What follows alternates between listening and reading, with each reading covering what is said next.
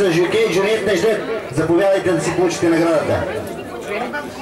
Тодор Йорданов връчва наградата на втория класирал закон в бягането на 800 метра за 2 годишни жребци и кобили от чистокръвна английска порода.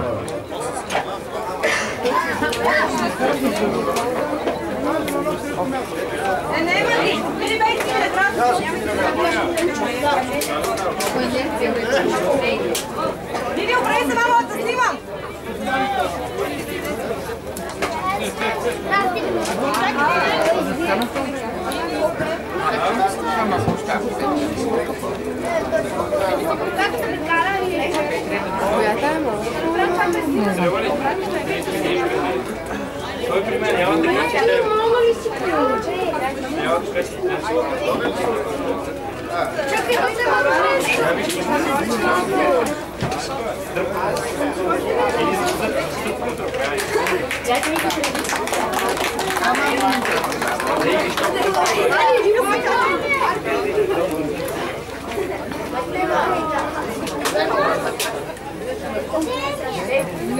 Видиш как си каврецина?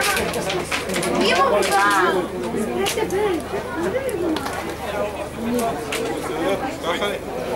Ние сега. Ето го втория призьор, Аристотел.